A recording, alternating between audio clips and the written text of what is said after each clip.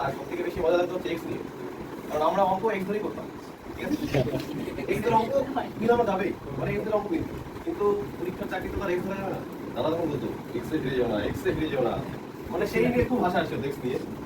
তো তখন পড়াটা শুরু হয় এবং ব্যাচের 60% ছিল আমাদের, মানে সীমান্ত বেশি ছিল এবং আমাদের বন্ধু টোটালটাই আমরা ছিলাম। তো পরে আমি হয়তো 1 বছর করেছিলাম, তারপরে ছিলাম না আমি আন্দাজে। তারপরে এসে আমার দাদার কাছে পড়ি। তো দাদাকে বলতাম অঙ্ক তো সবই পারবো, কিন্তু তাড়াতাড়ি হয়ে যাবে এটা আমার ছিল, এটা ছিল ফার্স্ট প্রশ্ন। আমি সেই দাদা জিজ্ঞাসা করলাম তোমার কি প্রবলেম, তাহলে আমার প্রবলেম ওটাই অঙ্ক আমি তাড়াতাড়ি কি করবো। তখন মানে ব্যাপারটা ছিল কি এতটাও আগে খুব ডিপেন্ডেন্ট ব্যাপার ছিল, আর অনলাইন ক্লাসটা অতটা ছিল না, যেহেতু বেশিরভাগটাই দাদার কাছে যে ফার্স্ট টাইম বলেছি আমাকে শর্টে অঙ্ক শিখাতে, মানে ওটাই হচ্ছে কাজ। দাদা বলতে ঠিক আছে শর্ট মেথডটাই দাদার কাছ থেকে শিখেছি সব, এবং ওটাই ফলো করি। আর দ্বিতীয়ত চাকরি করার কথা বলবো আমি এটাই যে সিলেবাস কোনোদিন 100% হবে না কমপ্লিট, তুমি এদিক দিয়ে মানে যাবে সদিক দিয়ে ঘুরবে, ঠিক আছে? ওই নিয়ে এগোতে হবে, যে যতটা টাইম দেয় আমার কিছু নেই, ঠিক আছে? এই নিয়ে ভয় পাওয়ার কোনো বিষয় নেই।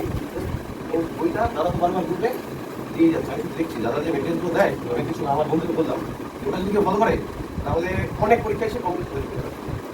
দাদা যে মেটেরিয়ালগুলো এখানটায় প্রোভাইড করে, আমি আছি, আমি দেখি বই, আমি যে বই পড়ি দাদা দেখি সেগুলো মানে পরে দিচ্ছে, তো আমি ওটা আগে আমি জানি, কিন্তু দাদা দেখি পরে এগুলো বলছে, আমি তো হাসি যে এগুলি তো আমার মানে পড়া উচিত, কিন্তু এগুলো তোরা পড়বে, এটা হচ্ছে অ্যাডভাইস দাদা কি ভালো লাগে আমি ওই তোমাকে ওটা ছেড়ে দিয়ে দিলাম, কারণ ওই মানে অফিস কমপ্লিট তারপরে ছেড়ে দিয়ে দিলাম তোমার সাথে একটু আগে যা পরীক্ষা পড়ে না, ঠিক আছে? যেই মানে নাম্বার দেখলাম এই আনসার শিট দিয়ে দিল, আর পরে যে এনটিপিসি এগুলো বাইরে করেছিল তাই আমি পরীক্ষা এবার দেবো না, পুরো চাষ করি সেই এবার কিছুই না, কিন্তু টার্গেট নিয়ে করতে হবে এবং কারণ কম করতে হবে, কারণ বেশি করতে হবে। ওই পরীক্ষা ট্র্যাক করার জন্য আমার যতটা দরকার ততটাই করতে হবে, তাতে আমার 2 ঘন্টা করলে হলো, 10 ঘন্টা লাগে সেটাই দিতে হবে, এটা হচ্ছে মেন্টাল। ওই পরীক্ষাটা ট্র্যাক করতে আমার যে নাম্বার দেখতে হবে এবং কোন সিলেবাস কমপ্লিট করতে হবে সেটাই হচ্ছে মেন্টাল, তাতে আমার তত টাইম তাহলে হবে না।